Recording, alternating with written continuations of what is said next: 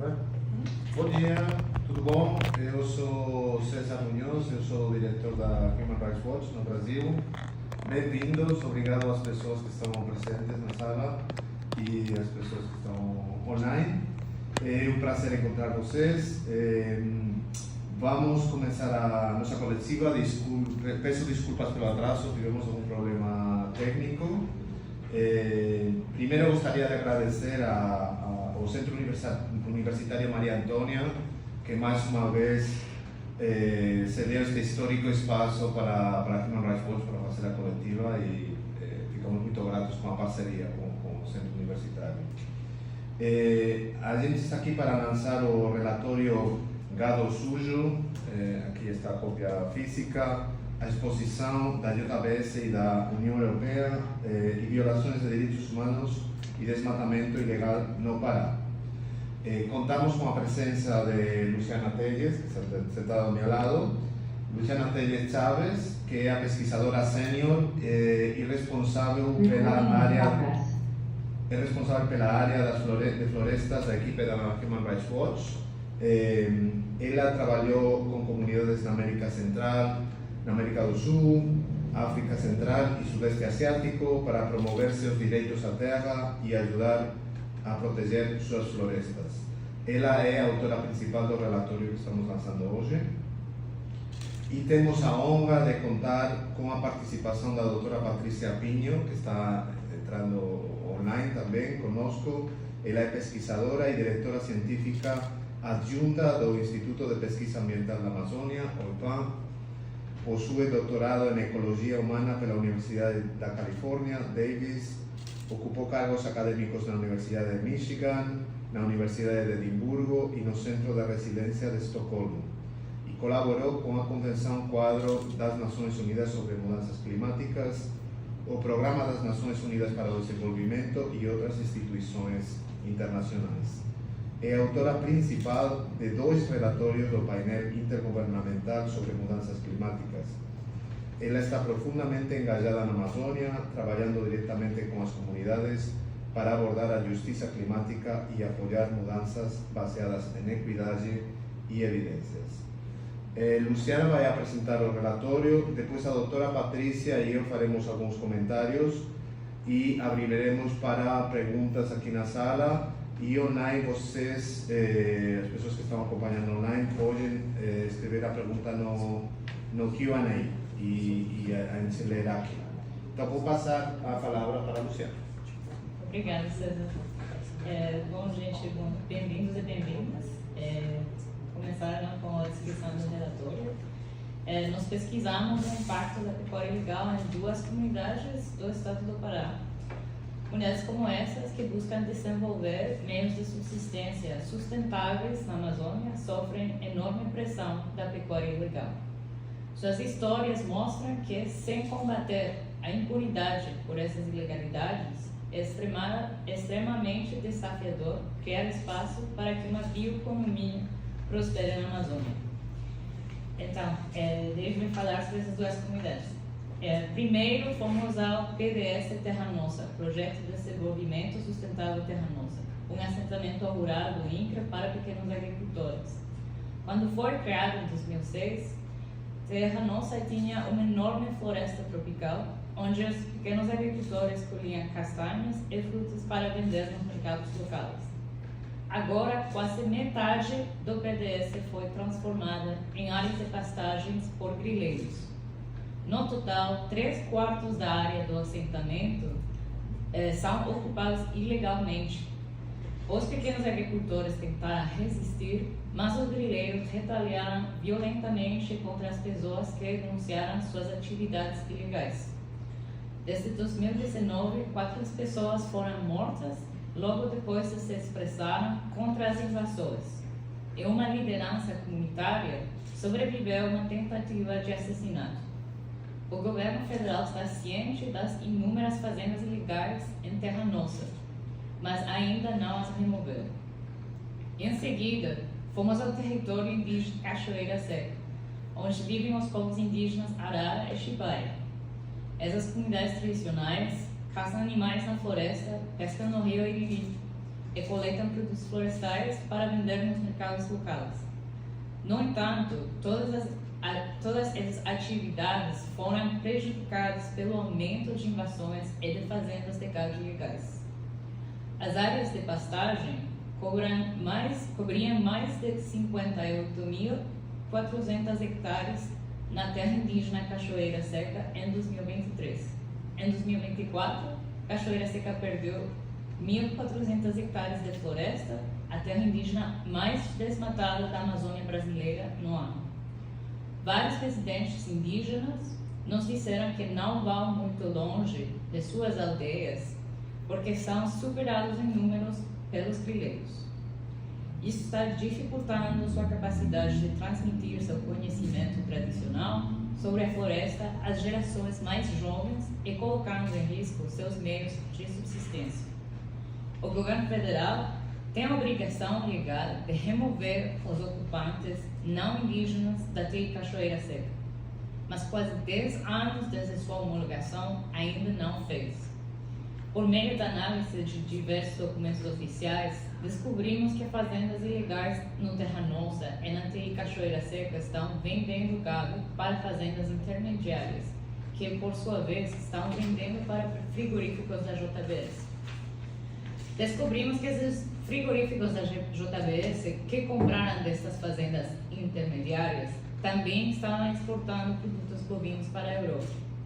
Nós pensamos que é provável que esses frigoríficos também tenham fornecido couro para os curtumes da JBS, que exportam produtos de couro para a Itália. Porque a JBS diz que a maioria dos couros bovinos vem de seus próprios frigoríficos. A JBS não rastreia sistematicamente seus fornecedores indiretos, portanto, da forma como está, a JBS não pode garantir que gado contaminado da TI Cachoeira Seca e do PDS Terra Nossa não tenha entrado em sua cadeia de fornecimento. Isso pode ser um problema para a JBS, porque a partir de janeiro de 2026, a União Europeia está planejando implementar sua regulamentação sobre produtos livres de desmatamento. Essa regulamentação proíbe a importação de produtos bovinos e de couros originários de terras desmatadas após 2020. As empresas precisam mostrar de onde a carne bovina e couro são originários. É difícil imaginar como as exportações da JBS poderiam atender a essas condições sem um sistema de rastreabilidade robusto. A JBS nos escreveu dizendo que está criando um sistema para monitorar fornecedores indiretos até janeiro próximo. Mas o problema é que a JBS se comprometeu a rastrear seus fornecedores indiretos de gado até 2011 e 14 anos depois ainda não faz. Portanto, ficaremos de olho para ver o que vai acontecer em janeiro. Finalmente, o que deveria ser feito a respeito? Uma medida fundamental seria estabelecer um mecanismo de rastreabilidade para o gado. Isso tornaria muito mais difícil para fazendas ilegais, como as do PDS Terra Nossa e da TI Cachoeira Seca, cometerem fraudes. O Ministério da Agricultura já anunciou que implementará um sistema federal de rastreabilidade, mas com um cronograma muito longo, que só será totalmente implementado daqui a 8 anos. Considerando os alertas de que estamos próximos de atingir o ponto de não retorno, é preciso perguntar se a Amazônia brasileira pode esperar até lá. O governo do Pará anunciou seu próprio programa de rastreabilidade e pretende implementá-lo em 3 anos. Pará tem o maior rebanho depois do estado de Mato Grosso. Se eles conseguem fazer em 3 anos, por que os outros estados não podem fazer no mesmo prazo? Isso é crucial porque nossa pesquisa descobriu que os intermediários que compravam de fazendas ilegais no Terra Nossa e a Cachoeira Seca vendiam para frigoríficos da JBS no Pará, mas também em Mato Grosso e São Paulo. A lavagem de gado não é limitada por fronteiras estaduais e precisa de uma solução federal. Enquanto isso, as autoridades devem remover fazendas ilegais do PDS Terra Nossa e da TI Cachoeira Seca. buscar a indenização dos grileiros e processar os responsáveis pela violência. Além disso, JBS deve assumir a responsabilidade por sua contribuição, mesmo que não intencional, para o desmatamento ilegal e as violações de direitos humanos nessas duas comunidades.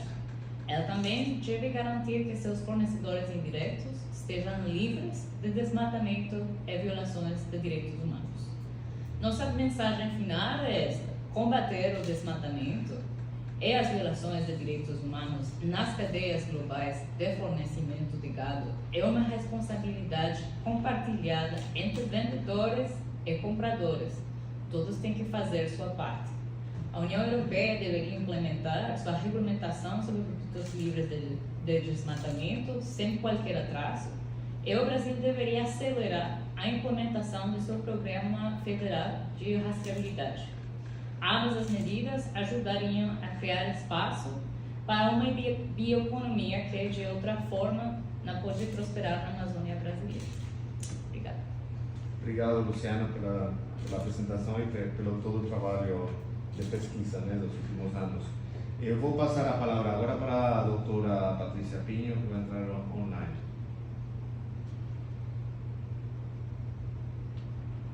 Não está dando para ouvir.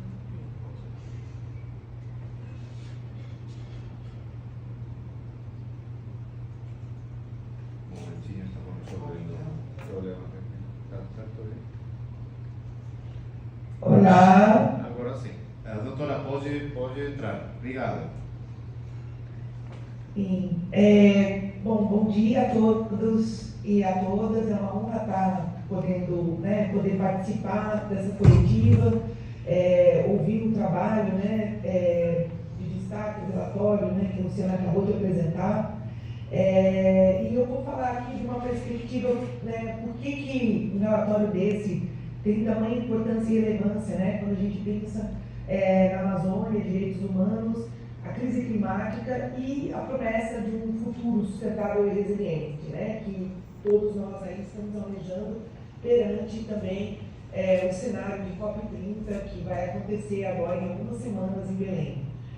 Como a Luciana apresentou, hoje, perante a crise climática, a bioeconomia tem sido apontada como uma esperança, uma tábua de salvação para manter a floresta em pé, para conseguir dar conta também de uma forma de desenvolvimento que não seja predatória e que consiga, assim, criar uma trajetória de prosperidade, tanto para as pessoas que moram na região, mas também com essa ideia da resiliência.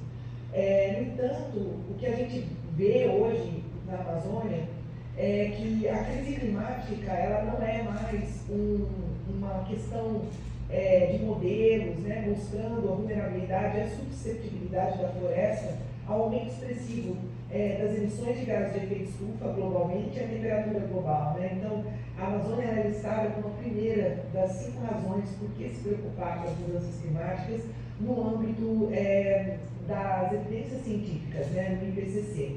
No entanto, a gente olha muito a floresta por uma perspectiva de pixel, que é importante, o serviço de regulação climática ou os recursos naturais que a floresta nos oferece, que está a biodiversidade, mas a gente tem um olhar ofuscado para a experiência social, que a Luciana acabou de apresentar, e a economia que pulsa na região, embora invisibilizada. Hoje a gente tem, ao longo dos 22 anos, mais de 2 milhões de pessoas por ano afetadas por desastres climáticos na Amazônia, envolvendo secas, deslizamentos de terra, fogo e inundações extremas. Quando a gente olha quem é essa população, 75% é população tradicional, 65% é indígena. Então a gente já vê a crise climática de uma forma realmente muito assimétrica, desestabilizando, afetando e comprometendo a vida das pessoas no bioma da Amazônia. Quando a gente situa a questão da violência, hoje as Nações Unidas tratam o Brasil, obviamente, segundo a ONU, já é um país muito violento. Então, a ONU considera a taxa de homicídio acima de 1 para cada 10 mil habitantes preocupante.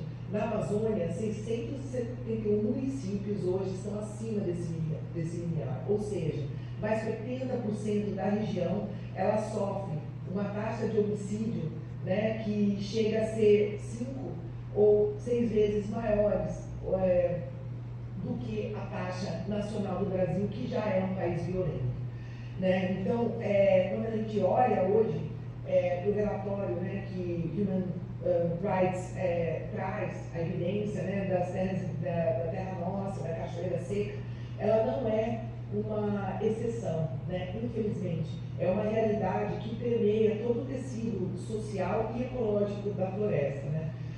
Como o Luciano apresentou, a ciência já tem mostrado que o que se esperava, né, na ausência de ações de mitigação e adaptação globalmente, o que se esperava que ia acontecer na Amazônia a partir de 2040, 2050, ela está sendo materializada no território a partir de já. Então, de uma perspectiva indígena da população tradicional, um ponto de não retorno, né, eu diria, ecológico e social, ele já está acontecendo. Né?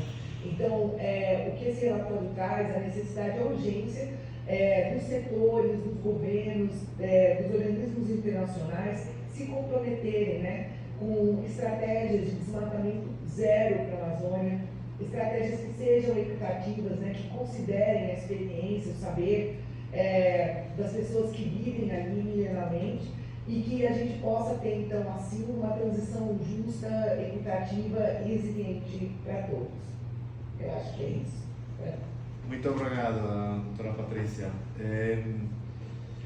Eu vou terminar com alguns comentários mais focados na COP, mas tem muito a ver com o que foi apresentado já, porque eu acho que, como a doutora Patrícia disse muito bem, esta crise climática é uma crise de direitos humanos, é uma crise onde estamos vendo como o aumento da temperatura, as mudanças do clima estão afetando os direitos à vida, à saúde e à alimentação da população na Amazônia, no Brasil como um todo e no mundo, né?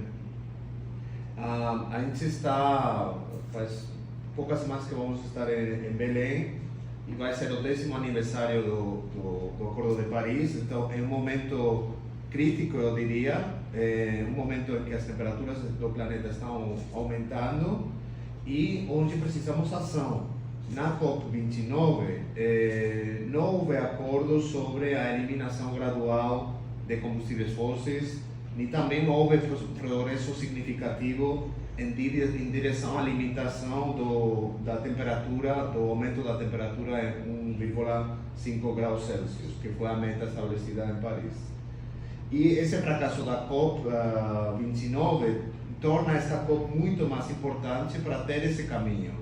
O caminho para a eliminação gradual dos combustíveis fósseis e para uma transição justa que proteja os direitos humanos.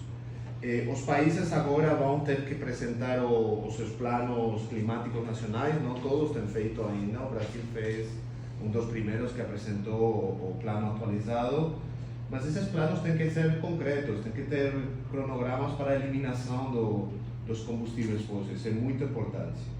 E aí chegamos no Brasil, que é um país que é o anfitrião da COP e tem conquistas e contradições.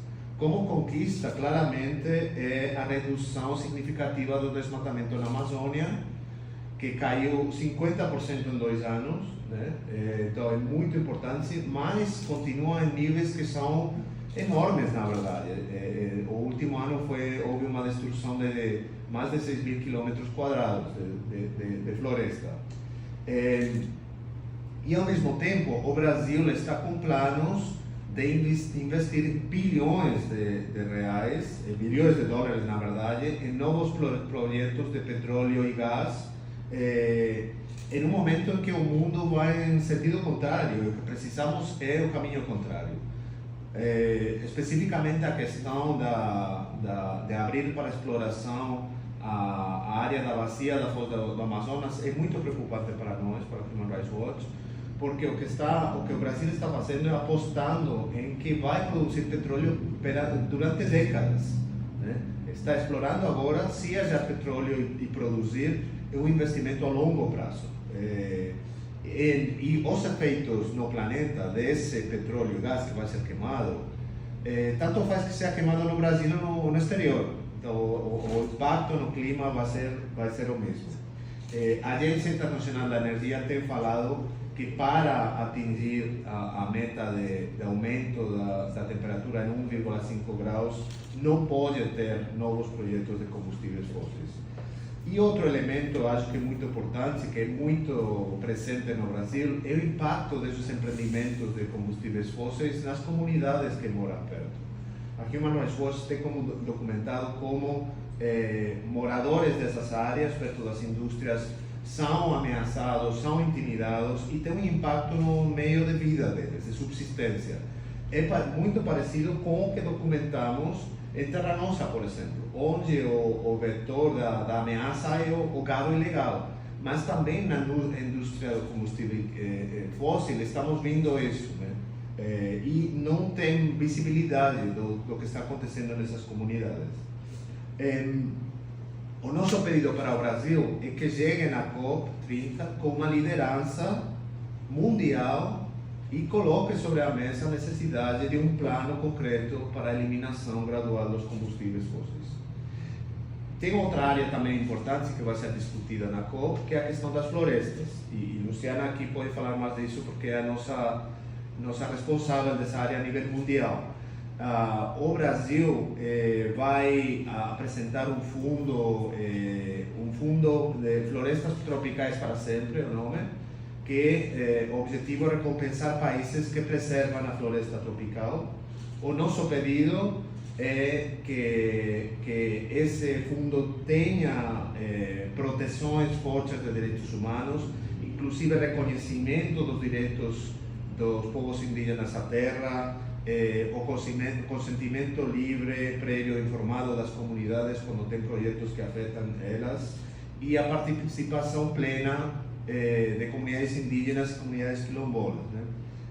E além disso, o que estamos pedindo é que esse novo fundo não invista em indústrias que contribuem à crise climática, especificamente, principalmente combustíveis fósseis, mas também pecuária, indústria madeireira, mineração do ouro, que tem um impacto enorme na Amazônia. Finalmente, o nosso pedido para o Brasil é a aprovação do Acordo de Escazú, que é um acordo cujo objetivo é fortalecer a participação pública em decisões sobre meio ambiente, transparência na área do meio ambiente e proteção de defensores ambientais. O governo Lula mandou o acordo para o Congresso e aí está tendo enormes dificuldades. Seria muito importante que o Congresso aprovasse o acordo antes da COP. Eu acho que vou terminar por aí. Eu acho que é um momento crítico para o Brasil e para o mundo e que o Brasil deveria ter essa liderança concreta, com passos concretos na COP para conseguir mitigar as mudanças climáticas e proteger as pessoas que estão sendo mais afetadas pela crise climática. Eu vou parar por aí, vou abrir o espaço agora para perguntas. As pessoas que estão online podem perguntar escrevendo a pergunta no Q&A, no Zoom e aqui na sala também.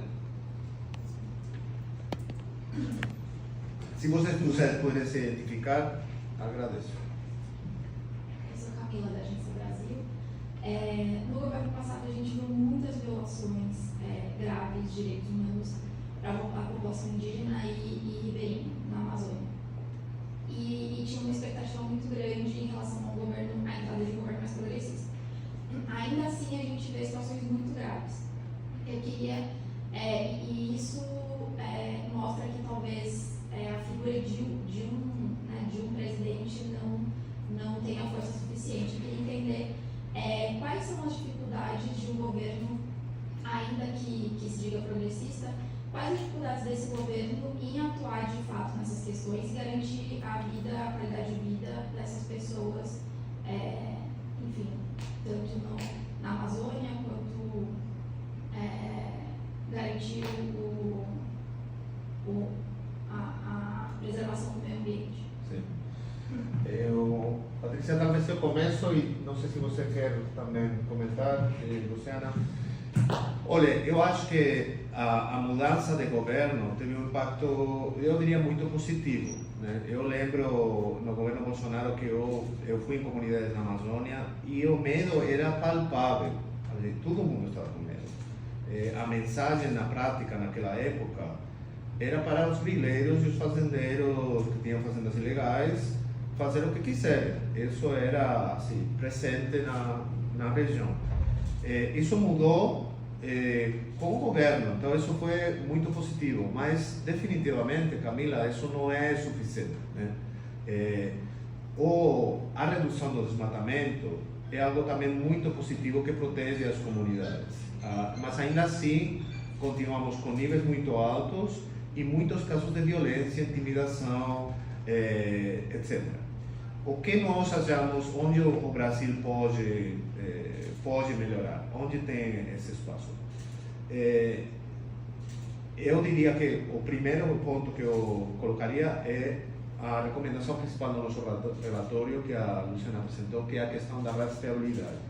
Porque se você tiver, o gado é o principal impulsor do desmatamento na Amazônia. Então, se você tiver a rastreabilidade, você vai reduzir enormemente o incentivo da grilagem, né? Porque vai ser mais difícil você vender o gado que está sendo criado lá. Então, isso é uma coisa fundamental que deveria acontecer logo, não em 2032, como é o plano do governo.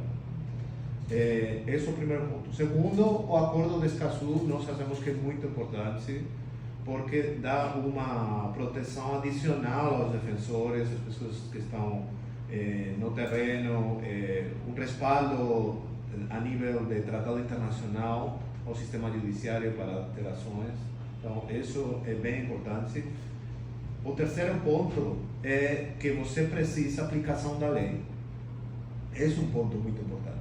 Durante o governo Bolsonaro, os servidores públicos, os servidores do IBAMA, por exemplo, eram perseguidos. Quem queria fazer o trabalho era escanteado, era horrorosamente difícil. Eles estavam colocando a carreira deles em risco. Isso aconteceu também na Polícia Federal.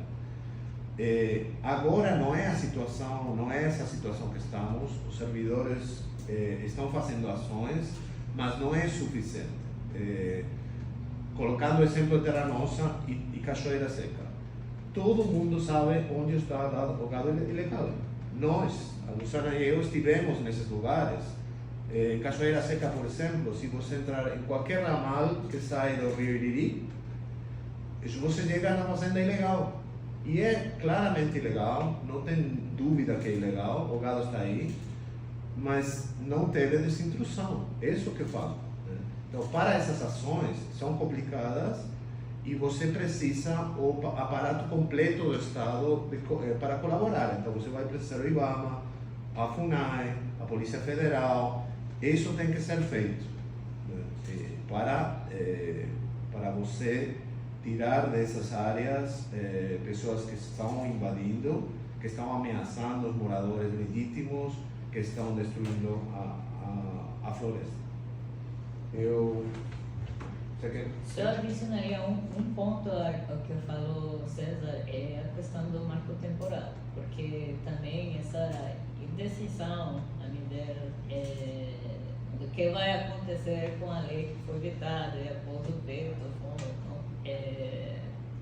derrubado pelo Congresso e agora está em conciliação no STF, nós sabemos que isso sim é um obstáculo à fiscalização também, porque há como incertidumbre no que vai acontecer se os territórios que já foram demarcados vão permanecer demarcados, e também somando uma señal a gente que está ocupando ilegalmente a terra indígena, que talvez há uma oportunidade para não ser suas fazendas serem regularizadas no futuro. Essa é a señal errada para enviar para eles. A señal tem que ser bem clara: a terra indígena é demarcada, precisa dessa intrusão, a ocupação de gente não indígena, fazenda, é ilegal.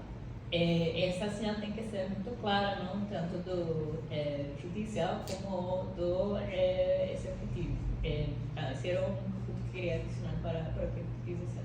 Perfeito. Doutora Patrícia, você quer adicionar alguma coisa? Andressa? Bom, eu acho que tanto você, Carlos, como a Luciana já apresentaram, né, grande parte da discussão.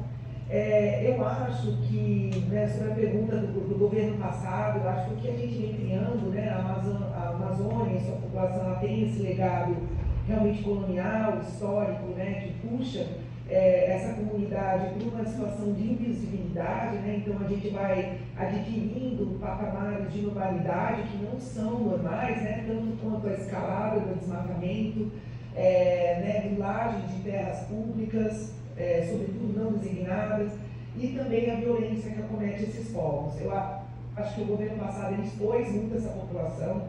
Foram 4 anos, né, de retrocesso, quer dizer, um pouco mais, porque a gente teve aí um legado também de impunidade nos anos que seguiram aí o governo, né, pós-governo Dilma.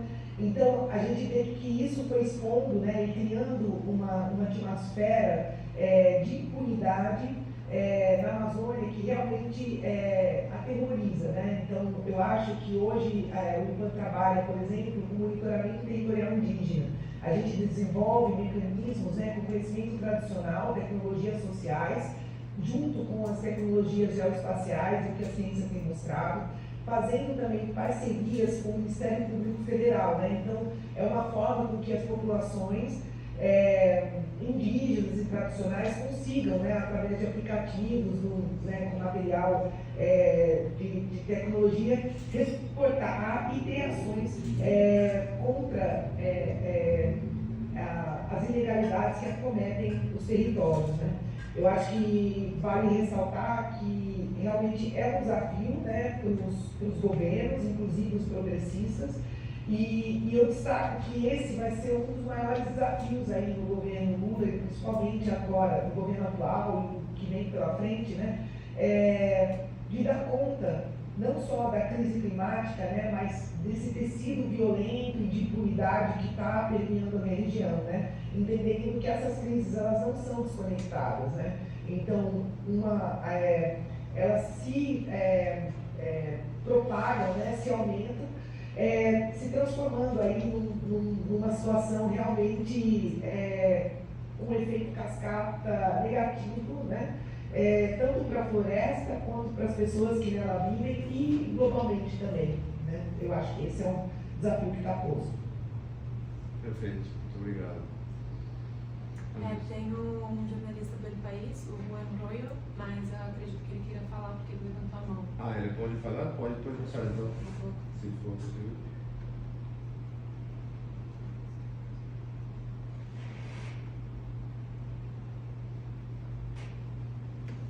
Oi, Juan, você está ouvindo? Não.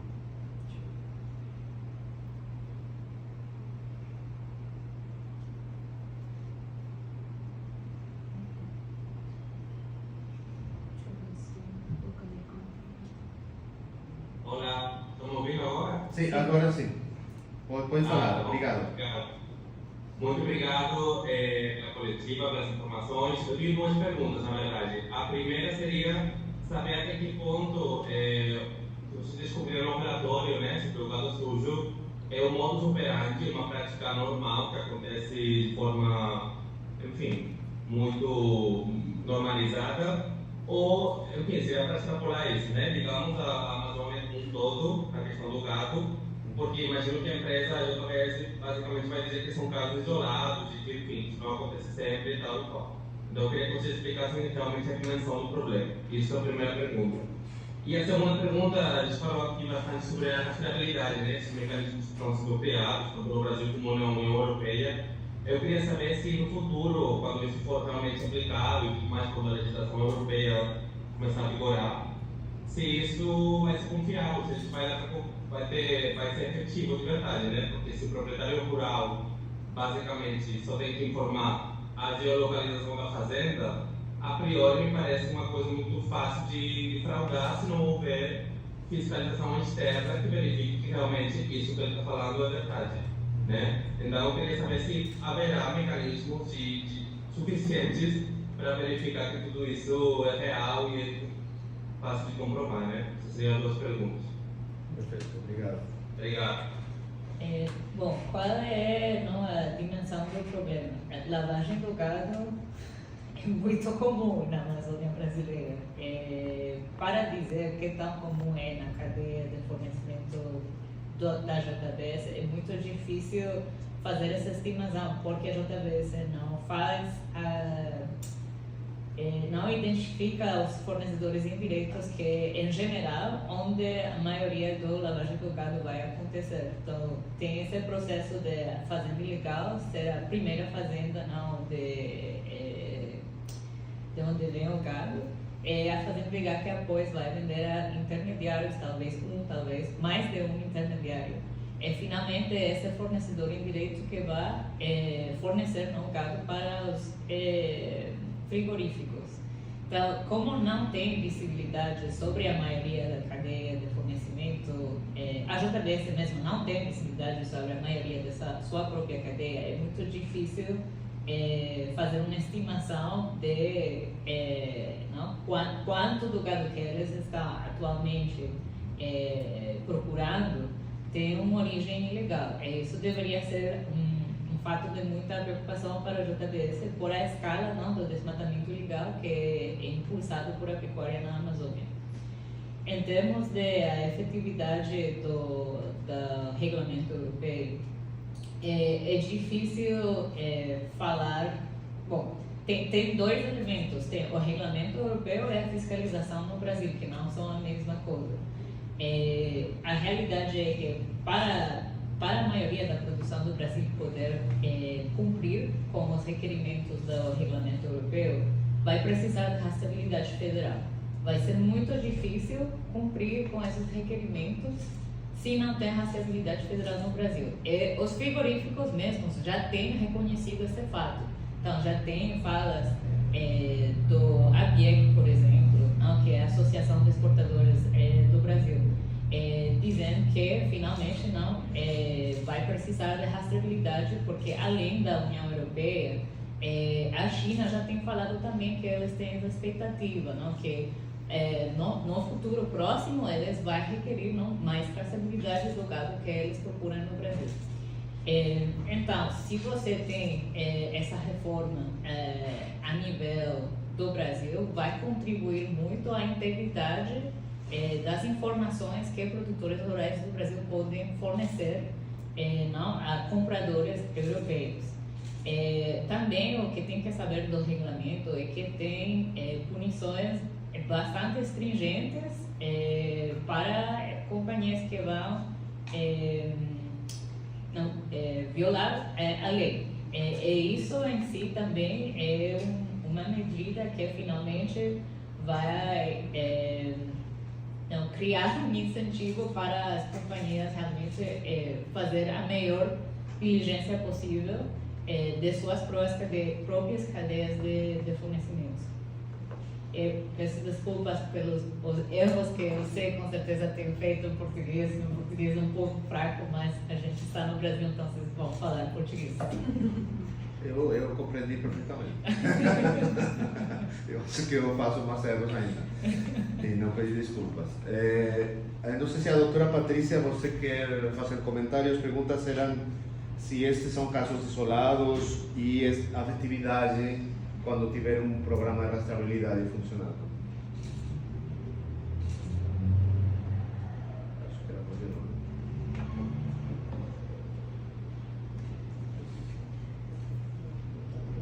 Oi, está nos ouvindo agora? Acho que cortou um pouquinho.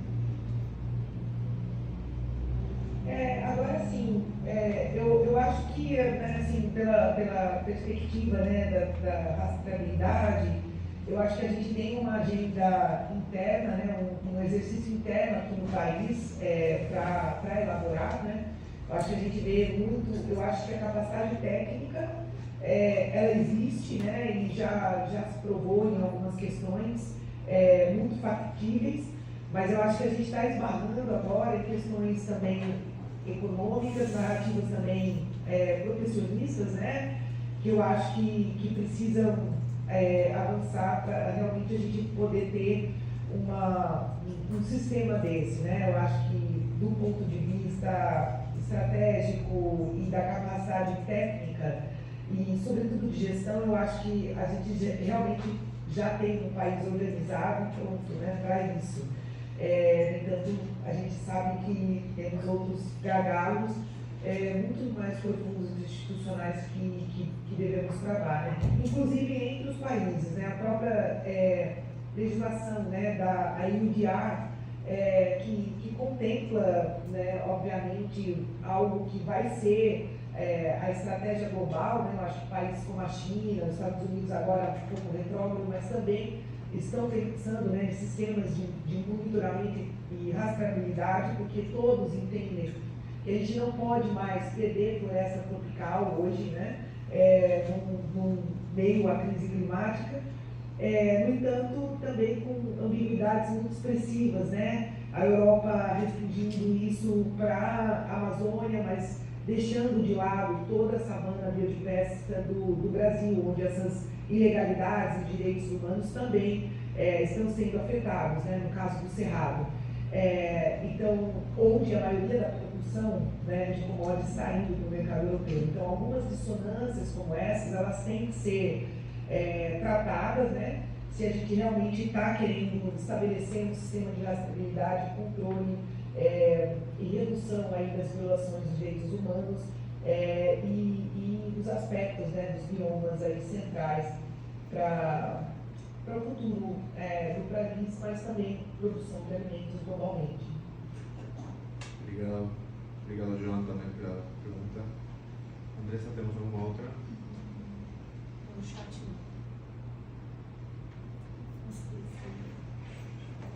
Se a gente quer que chegou. Então, agora é o momento de perguntar alguém online se quiser perguntar, estamos à disposição, senão daqui a pouco vamos encerrar a coletiva. Eu acredito que todos vocês online devem ter os nossos contatos, então ficamos à disposição se vocês quiserem. Temos material multimídia que os jornalistas podem usar, se vocês quiserem, estão disponíveis no nosso site, mas se tiver qualquer problema, vocês podem escrever para a gente tem um site especial para vocês descarregar o material, inclusive imagens de Terra Nossa, de Cachoeira Seca que gravamos quando estivemos fazendo a pesquisa lá. Acho que é isso, então. Temos mais, né, Andressa? Nenhuma outra pergunta? Não. Então, muito obrigado a todo mundo por entrar e obrigado pelo interesse no assunto, é super importante. A Human Rights Watch estará presente na COP, teremos uma equipe grande lá, Luciana estará lá, eu também. Então, qualquer coisa daqui até lá, se vocês quiserem alguma matéria que podemos ajudar, também ficamos à disposição para isso. Muito obrigado. Obrigada.